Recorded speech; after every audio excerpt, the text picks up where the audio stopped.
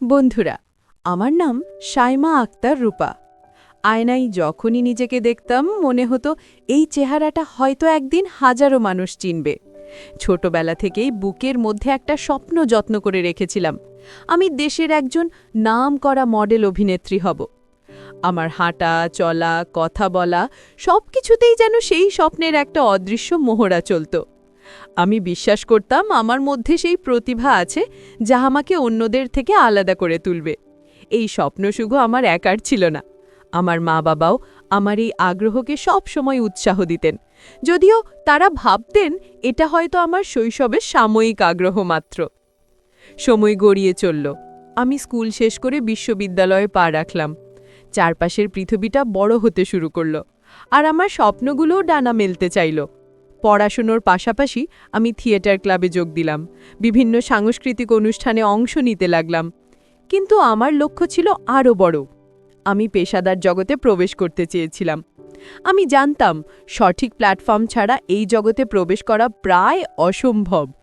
তাই আমি ইন্টারনেটেও সংবাদপত্রে বিভিন্ন মডেল এজেন্সি এবং প্রোডাকশন হাউসের খোঁজখবর রাখতে শুরু করলাম।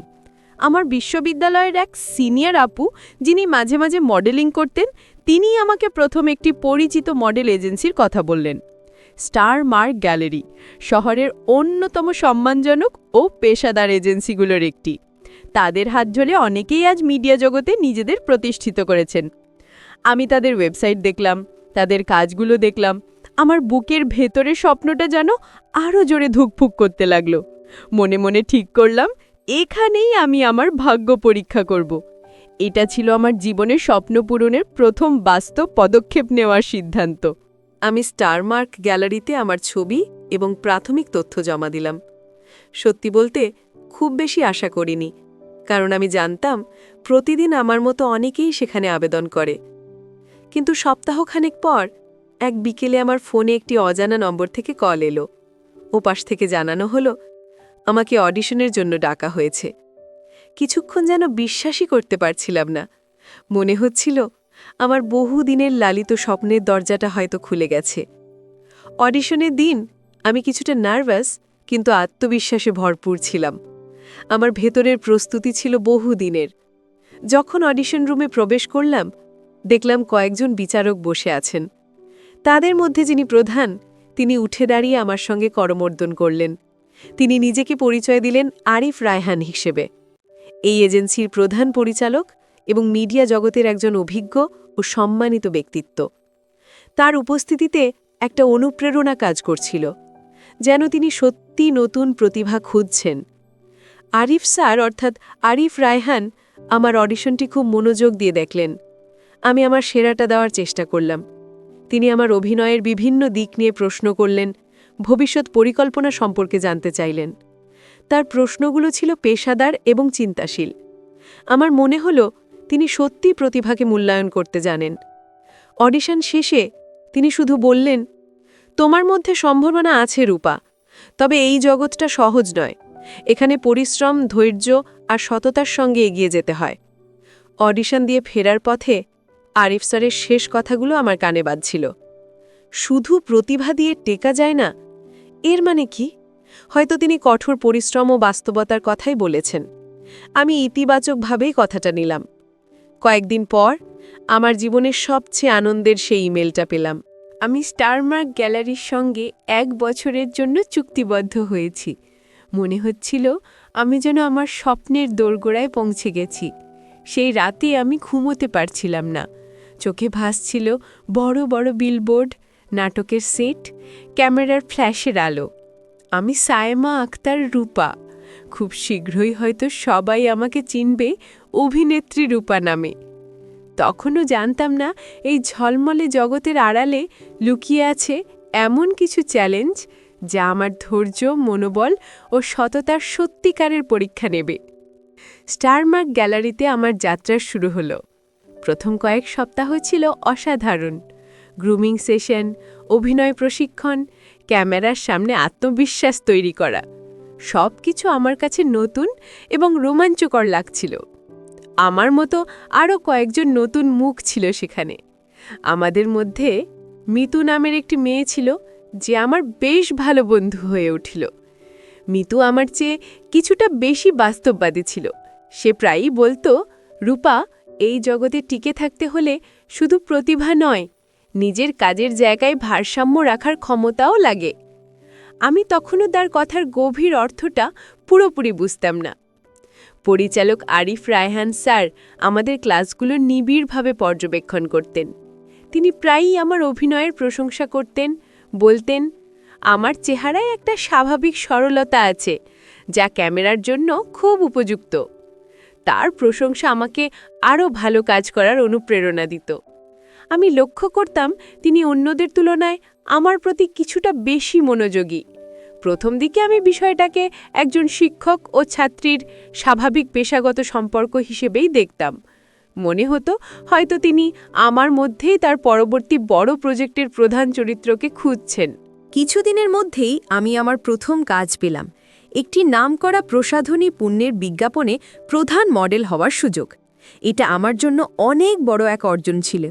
শুটিংয়ের দিন আরিফ স্যার সেটে উপস্থিত ছিলেন। যদিও তিনি এই বিজ্ঞাপনের সরাসরি পরিচালক ছিলেন না, তবুও তিনি পুরোটা সময় মনিটরের সামনে বসে থেকে পরামর্শ দিচ্ছিলেন। তিনি বারবার বলছিলেন, রূপাকে ভালোভাবে ফোকাস করো, ওর চোখের অভিব্যক্তি খুব প্রাকৃতিক। তার এই মনোযোগ আমাকে একদিকে খুশি করছিল, অন্যদিকে কিছুটা বিস্মিতও করছিল। শুটিং শেষে প্যাকআপের পর আরিফ স্যার আমার কাছে এলেন। তিনি হাসি মুখে বললেন, দারুণ কাজ করেছ রূপা, আমি জানতাম তুমি পারবে। তোমার আজকের পারফরমেন্সে আমি খুব খুশি। আমি বিনীতভাবে ধন্যবাদ জানালাম। এরপর তিনি বললেন, তোমার এই সাফল্যটা উদযাপন করা উচিত। চলো একদিন তোমার ভবিষ্যৎ প্রজেক্ট নিয়ে একসাথে আলোচনা করি। আমি কিছুটা থমকে গেলাম। পেশাগত আলাপের জন্য আলাদা করে কোথাও যাওয়া কতটুকু প্রয়োজন, এই ভাবনাটা আমার মাথায় এলো। আমি বললাম, স্যার, আজ একটু বিশ্রাম দরকার, অন্য কোনো দিন অফিসে বসে আলোচনা করা যাবে নিশ্চয়ই। আমার কথা শুনে তিনি সামান্য চুপ করে থেকে বললেন, ওহ ঠিক আছে, অবশ্যই, অফিসেই বসে কথা বলবো। এই বলে তিনি চলে গেলেন। আমি সেদিনের মতো বাসায় ফিরলাম, কিন্তু মনে কিছুটা প্রশ্ন থেকে গেল। মিতুর কথাগুলো মনে পড়ল। ভারসাম্য রাখার ক্ষমতা। আরিফ স্যারের সেই প্রস্তাবটা কি কেবলই পেশাগত সৌজন্য ছিল, নাকি এর ভেতরে অন্য কোনো উদ্দেশ্য লুকিয়েছিল? আমি নিজেকে বোঝানোর চেষ্টা করলাম, হয়তো আমি অতিরিক্ত ভাবছি। কয়েকদিন পর আরিফ স্যার আমাকে তার অফিসে ডাকলেন। তিনি আমার কাজের খুব প্রশংসা করলেন এবং জানালেন একটি বড় টেলিভিশন নাটকের জন্য তিনি আমাকে প্রধান চরিত্রে কাস্ট করার কথা ভাবছেন।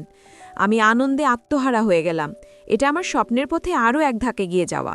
কিন্তু এরপর তিনি বললেন, এই চরিত্রটা খুব জটিল, এটাকে নিয়ে তোমার সঙ্গে বিস্তারিতভাবে আলোচনা করা দরকার। প্রজেক্টের চরিত্র নিয়ে বিশদ আলোচনার জন্য একটু নিরিবিলি শোনা দরকার। আমি চুপচাপ তার কথা শুনছিলাম। তিনি আরও বললেন, কাল অফিসের পর নিরিবিলি কোনো ওয়ার্কস্পেসে বা স্টুডিও কর্নারে বসে চরিত্র নিয়ে আলোচনার পরিকল্পনা করা যায়। এতে তোমারও মন ভালো থাকবে, আর আমারও চরিত্রটা বোঝাতে সুবিধা হবে।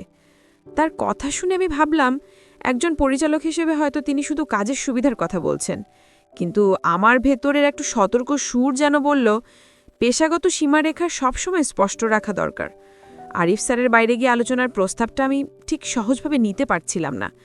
আমার ভেতরের অনুভূতি বলছিল, এখানে কিছু একটা অস্বাভাবিক।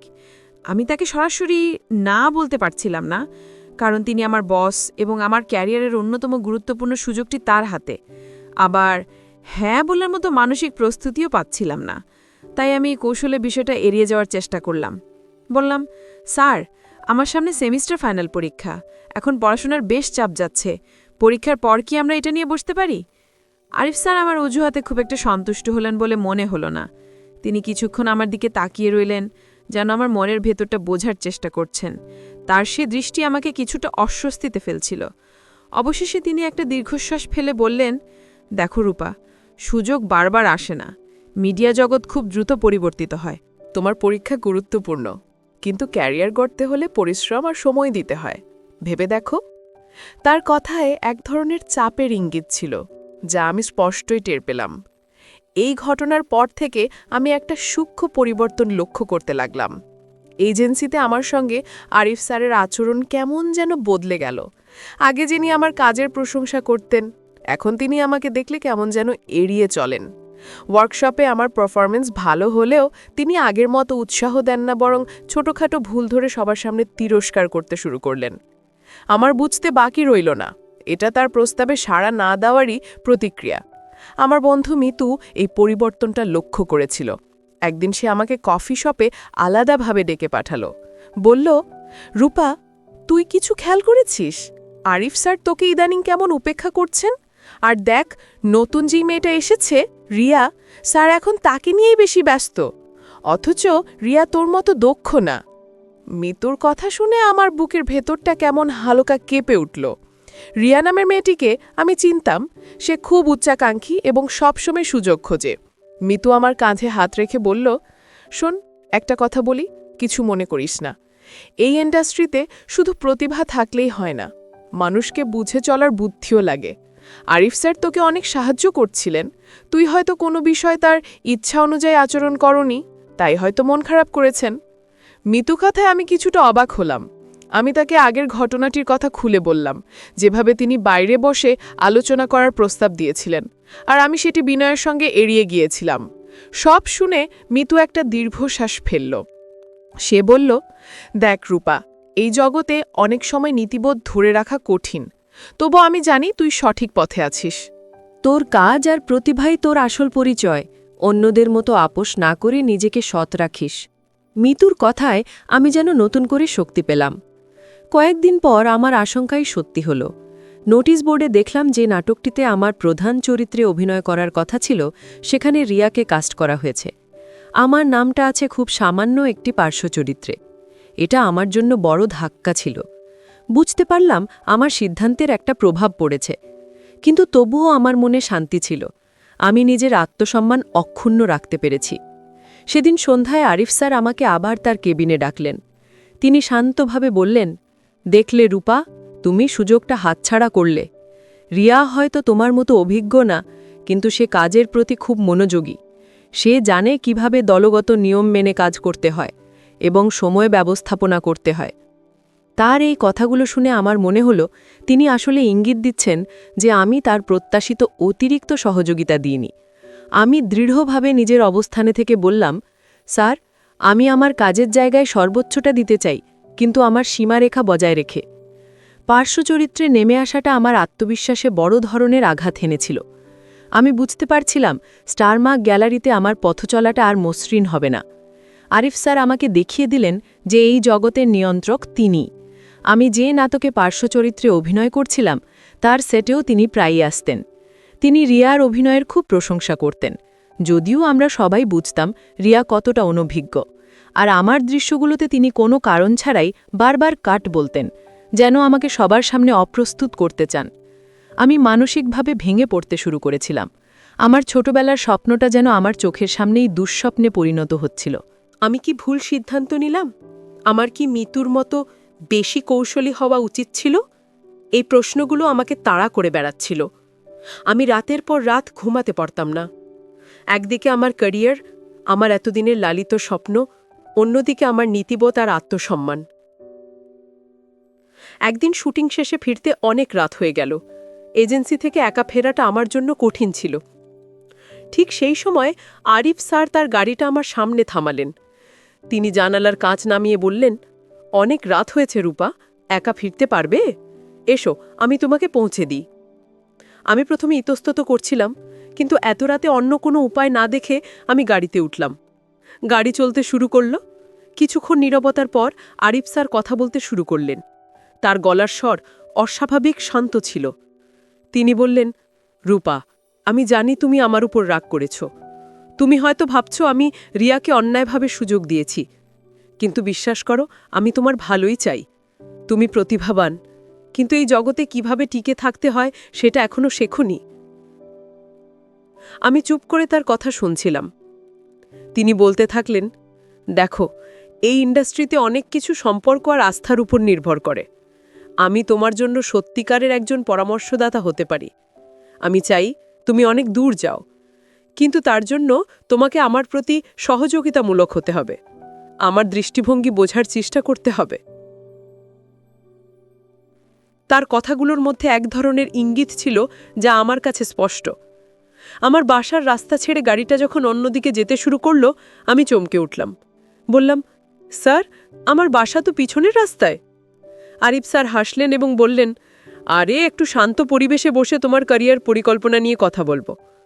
তার কথায় আমার ভেতরটা কেমন অস্বস্তিতে ভরে উঠল। আমার হাত পা ঠান্ডা হয়ে যাচ্ছিল। আমি দৃঢ় গলায় বললাম, স্যার প্লিজ গাড়ি থামান, আমি এখানেই নেমে যাব। আমার কণ্ঠের দৃঢ়তা দেখে তিনি কিছুটা অবাক হলেন। তিনি গাড়ি থামালেন, তবে তার মুখে এক ধরনের অসন্তুষ্ট ভাব ফুটে উঠল। তিনি নিচু গলায় বললেন, রূপা, তুমি যদি এমন করো তাহলে ভবিষ্যতে নিজেই নিজের পথ কঠিন করে ফেলবে। তার কথায় আমি ভয় পাইনি, বরং আমার আত্মসম্মান আরও দৃঢ় হল। আমি দ্রুত গাড়ি থেকে নেমে পড়লাম। সেই নির্জন রাস্তায় দাঁড়িয়ে আমি দেখলাম আরিফ স্যারের গাড়িটা দ্রুত চলে গেল। আমার চোখে জল চলে এলো। এটা ভয়ের কান্না ছিল না, এটা ছিল নিজের আত্মমর্যাদা রক্ষার শক্তি থেকে জন্ম নেওয়া কান্না। আমি জানতাম হয়তো আমার স্বপ্নের পথ আজ কঠিন হল, কিন্তু আমি নিজের মর্যাদা অটুট রাখতে পেরেছি। সেই নির্জন রাস্তা থেকে বাসায় ফেরাটা আমার কাছে অনন্তকালের যাত্রার মতো মনে হচ্ছিল।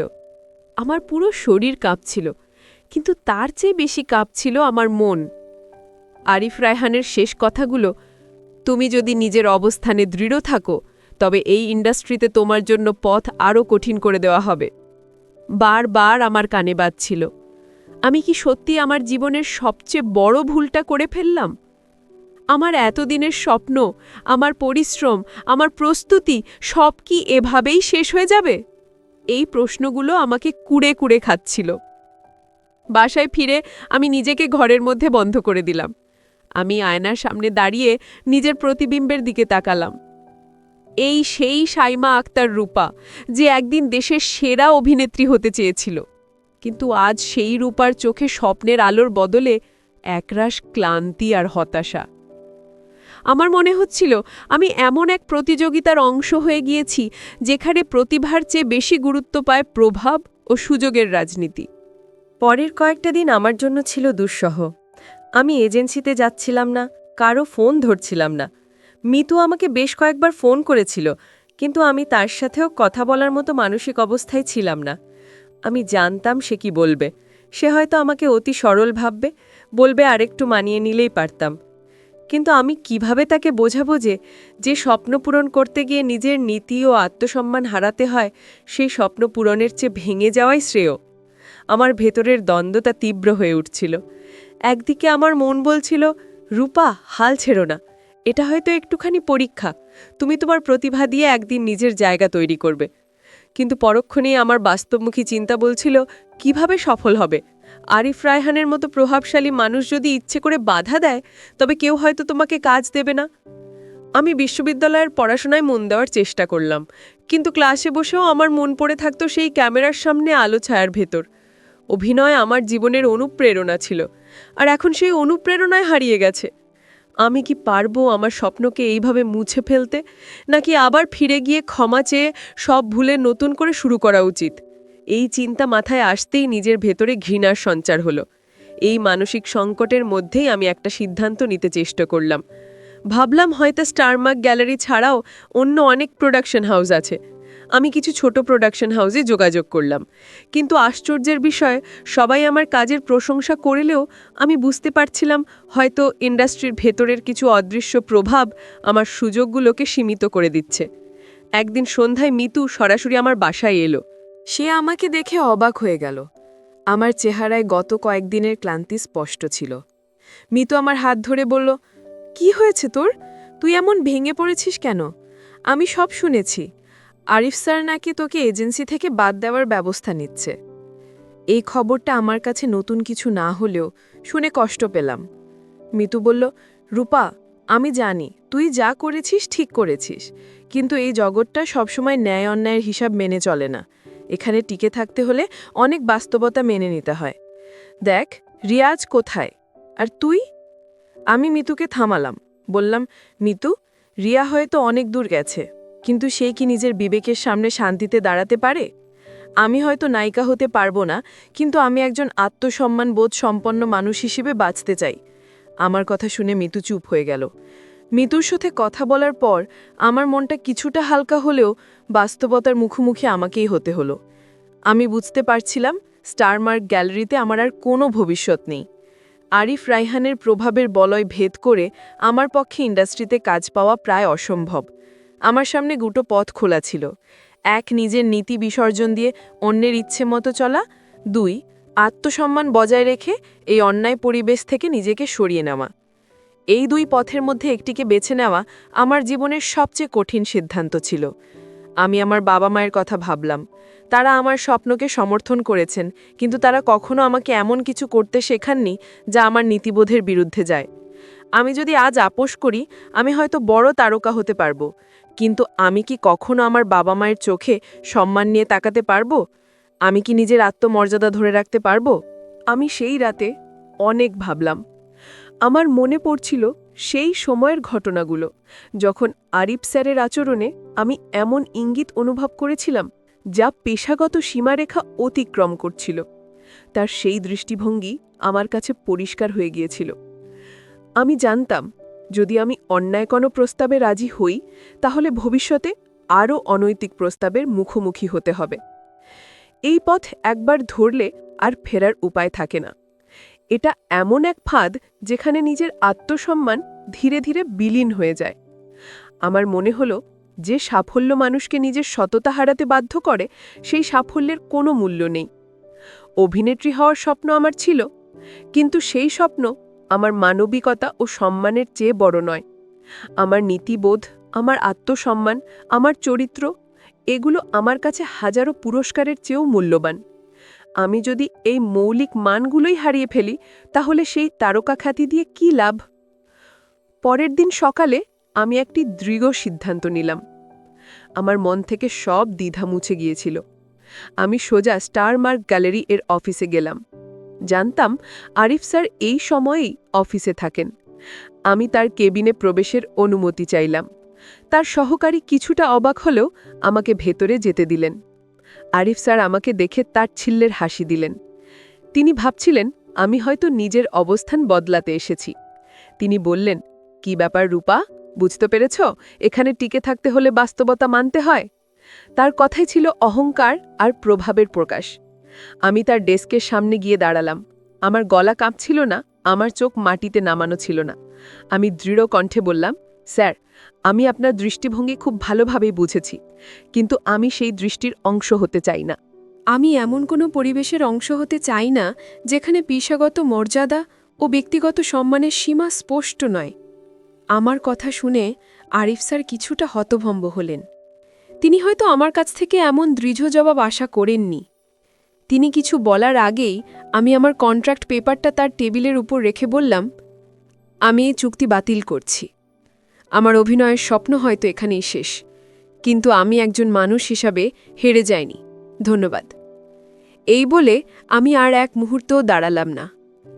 অফিস থেকে বেরিয়ে আসার সময় আমার মনে হচ্ছিল আমি যেন নিজের ভেতরের সবচেয়ে বড় যুদ্ধটা জিতে ফেলেছি। স্টারমার্ক গ্যালারি থেকে বের হয়ে আসার পর আমার মনে হচ্ছিল আমি যেন একটা ভারী বোঝা নামিয়ে ফেললাম। হ্যাঁ, আমার স্বপ্ন ভেঙে গিয়েছিল। যে স্বপ্ন আমি ছোটবেলা থেকে লালন করেছি তা এক মুহূর্তে চুরমার হয়ে গিয়েছিল। কিন্তু এর বিনিময়ে আমি যা ফিরে পেয়েছি তা অমূল্য। আমার আত্মসম্মান এবং মানসিক প্রশান্তি। আমি হয়তো ক্যামেরার সামনে তারকা হতে পারলাম না, কিন্তু আমার নিজের বিবেকের কাছে আমি আলোকিত রয়ে গেলাম। জীবনের এই পর্যায়ে এসে আমি বুঝতে পারলাম পথ কখনো একটাই নয়। যখন একটি দরজা বন্ধ হয়ে যায়, তখন সৃষ্টিকর্তা অন্য কোনো দরজা খুলে দেন। আমি আমার পড়াশোনায় পুরোপুরি মনোনিবেশ করলাম। বিশ্ববিদ্যালয় জীবন, যা আমি মডেলিংয়ের ব্যস্ততায় প্রায়ই ভুলে গিয়েছিলাম, তা আমাকে নতুন করে বাঁচার রসদ জোগাল। আমি ক্লাসের পড়ায় মন দিলাম, বন্ধুদের সঙ্গে সময় কাটালাম, সেমিনারে অংশ নিলাম। আমার ভেতরে অভিনয়ের যে আগ্রহটা ছিল তা হারায়নি। আমি শুধু তার প্রকাশের ধরনটা বদলে ফেললাম। আমি বিশ্ববিদ্যালয়ের থিয়েটার গ্রুপে আবার সক্রিয় হলাম, কিন্তু এবার শুধু অভিনেত্রী হিসেবে নয়, আমি লেখা শুরু করলাম। নিজের জীবনের অভিজ্ঞতা আর সমাজের নানা বাস্তবতা নিয়ে আমি গল্প ও নাটকে চিত্রনাট্য লিখতে লাগলাম। ধীরে ধীরে আমি বুঝতে পারলাম আমার লেখার ভেতরেও এক ধরনের অভিনয় লুকিয়ে আছে। আমার লেখা একটি মঞ্চনাট্য বিশ্ববিদ্যালয়ের বার্ষিক প্রতিযোগিতায় প্রথম স্থান অধিকার করল। নাটকের বিষয় ছিল স্বপ্নের পেছনে ছুটতে গিয়ে এক তরুণীর নৈতিক দ্বন্দ্ব। নাটকটি দেখে শিক্ষকরা এবং অতিথিরা আমার কাজের প্রশংসা করলেন। তারা বললেন গল্পের গভীরতা এবং বাস্তবতা দর্শকদের মন ছুঁয়ে গেছে। সেদিন আমি প্রথমবার বুঝলাম সত্যিকারের প্রতিভা প্রকাশ পেতে বাহ্যিক গ্ল্যামার নয়, মনের সততা ও পরিশ্রমই যথেষ্ট। পড়াশোনা শেষ করে আমি একটি নতুন পথ বেছে নিলাম। আমি একটি স্বনামধন্য টেলিভিশন চ্যানেলে স্ক্রিপ্ট রাইটার হিসেবে যোগ দিলাম। যে মিডিয়া জগৎ থেকে আমি একদিন অপমানিত হয়ে ফিরে এসেছিলাম, সেই জগতেই আমি ফিরে এলাম, তবে অন্য পরিচয়ে। এবার আমি ক্যামেরার সামনে নই, পর্দার পেছনে। আমার লেখা নাটক ও চরিত্রগুলো দর্শকের মনে জায়গা করে নিতে শুরু করল। আমার কাজের সুবাদে ইন্ডাস্ট্রির অনেক পরিচালক, প্রযোজকের সঙ্গে পরিচয় হলো। আমি দেখলাম এখানে আরিফ রায়হানের মতো কিছু মানুষ যেমন আছে, তেমনি অনেক সৎ ও প্রতিভাবান মানুষও আছেন যারা শুধু কাজের কদর করেন। আমি আমার মেধা আর নিষ্ঠা দিয়ে নিজের একটি আলাদা অবস্থান তৈরি করতে পারলাম। আমার আর নায়িকা হওয়ার আক্ষেপ রইল না, কারণ এখন আমি নিজেই নায়িকাদের চরিত্র সৃষ্টি করি। কয়েক বছর পর একদিন একটি অ্যাওয়ার্ড শোতে আমার লেখা নাটক সেরা গল্প হিসেবে মনোনীত হলো। আমি যখন পুরস্কার নিতে মঞ্চে উঠলাম, তখন দর্শক সারিতে একজন পরিচিত মুখে আমার চোখ আটকে গেল, যা আমাকে অতীতের স্মৃতির কথা মনে করিয়ে দিল। তার মুখে সময়ের ছাপ স্পষ্ট। তিনি আমার দিকে তাকিয়েছিলেন, কিন্তু সেই পুরনো দম্ভের ছাপ আর ছিল না। ছিল এক ধরনের শূন্যতা, আর হয়তো খানিকটা অনুশোচনা। আমি পুরস্কারটি হাতে নিয়ে শুধু একটাই কথা বললাম, আমি আমার এই সাফল্য উৎসর্গ করছে সেই সব নারীদের যারা নিজেদের স্বপ্নের পথে অন্যায়ের কাছে আপোস করেন না। আমার কথা শুনে পুরো হলরুম করতালিতে মুখরিত হয়ে উঠল। আমি জানি না আরিফ স্যার আমার কথার আসল অর্থ বুঝতে পেরেছিলেন কিনা, কিন্তু আমার কাছে আমার উত্তর পৌঁছে গিয়েছিল। আমি প্রমাণ করতে পেরেছিলাম সাফল্যের জন্য আপোস নয়, প্রয়োজন হয় সততা, মেধা আর অদম্য আত্মবিশ্বাসের। বন্ধুরা, আমার নাম সাইমা আক্তার রূপা। আজ আমি একজন প্রতিষ্ঠিত লেখিকা এবং নাট্যকার। আমার জীবনটা হয়তো আমার ছোটবেলার স্বপ্নের মতো হুবহু হয়নি, কিন্তু আমি যা হয়েছি তা নিয়ে আমি গর্বিত। আমি আমার স্বপ্নকে হত্যা করিনি, আমি শুধু তার রূপান্তর ঘটিয়েছি। আমি বুঝেছি সাফল্য মানে শুধু ক্যামেরার সঙ্গে দাঁড়ানো নয়, সাফল্য মানে এমন একটা জীবনযাপন করা যা আপনাকে প্রতি রাতে শান্তিতে ঘুমাতে দেয়। সেই অ্যাওয়ার্ড অনুষ্ঠানের পর আমি আরিফ রায়হানের সাথে আর দেখা করিনি। পরে খবরের কাগজে পড়লাম যে এজেন্সির সঙ্গে আমরা যুক্ত ছিলাম সেখানে কিছু সমস্যা ও অভিযোগের ঘটনা ঘটেছে। আইনগত প্রক্রিয়ার মাধ্যমে পরিস্থিতি সমাধান হচ্ছে। আমি সেদিন একটুও অবাক হইনি, কারণ আমি জানতাম অন্যায়ের ভিত্তি কখনো স্থায়ী হয় না। আমার সেই বন্ধু মিতুর সাথে আমার এখনও যোগাযোগ আছে। সে অনেক পরিশ্রম করেও ইন্ডাস্ট্রিতে তেমন কিছু করতে পারেনি। সে প্রায়ই আমাকে বলে, রূপা, তুই সেদিন সঠিক সিদ্ধান্তটাই নিয়েছিলি। আমি বাহ্যিক চাকচিক্যের পেছনে গিয়ে আসলে ভুল করেছিলাম। আমি আমার সময়ের সাথে, নীতির সাথে আপোস করেও কিছুই পেলাম না। আর তুই তোর নীতির ওপর অটল থেকে আজ সব কিছু পেলি। আমি তাকে সান্ত্বনা দিই, কারণ আমি জানি এই জগতের আলো ছায়ার আড়ালে কত মিনতির দীর্ঘশ্বাস লুকিয়ে আছে। আমার জীবনের এই অভিজ্ঞতা আমাকে একটা বড় শিক্ষা দিয়েছে। আমি যখন প্রথম অডিশন দিতে যাই, আমি পরিচালকের দৃষ্টি খুঁজছিলাম, যে দৃষ্টি আমার প্রতিভাকে স্বীকৃতি দেবে। কিন্তু আমি মুখোমুখি হয়েছিলাম এমন এক দৃষ্টির যা আমার মেধা বা পরিশ্রমের মূল্যায়নের পরিবর্তে অন্য কিছু খুঁজছিল। আমি সেই দৃষ্টিকে উপেক্ষা করেছি এবং নিজে দৃষ্টি তৈরি করেছি, আত্মসম্মানের সাথে বাঁচার দৃষ্টি। বন্ধুরা, আমার এই গল্পটি শেয়ার করার উদ্দেশ্য একটাই, সচেতনতা তৈরি করা। বিশেষ করে আমার সেই সব বোনদের জন্য যারা আমার মতো রঙিন স্বপ্ন নিয়ে এই জগতে পা রাখতে চান। মনে রাখবেন, প্রতিভা থাকলেই আপনি একদিন না একদিন সফল হবেন। তার জন্য কোনো শর্টকাট বা অনৈতিক পথের প্রয়োজন নেই। যারা আপনাকে এমন পথে নিয়ে যেতে চায়, তারা আপনার কল্যাণ চায় না, তারা আপনার স্বপ্নকে ব্যবহার করে নিজেদের স্বার্থ হাসিল করতে চায়। জীবনে চলার পথে এমন অনেক আরিফ রায়হানের দেখা মিলবে। তারা আপনাকে সাফল্যের লোভ দেখিয়ে আপনার সবচেয়ে মূল্যবান সম্পদ, আপনার চরিত্র এবং আত্মসম্মান ক্ষতিগ্রস্ত করার চেষ্টা করবে। এই সময়টাতেই আপনাকে সবচেয়ে কঠিন পরীক্ষাটা দিতে হবে।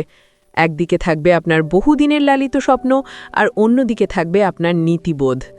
আমার এই ছোট জীবনের অভিজ্ঞতা থেকে আমি একটা জিনিস খুব স্পষ্টভাবে বুঝতে পেরেছি।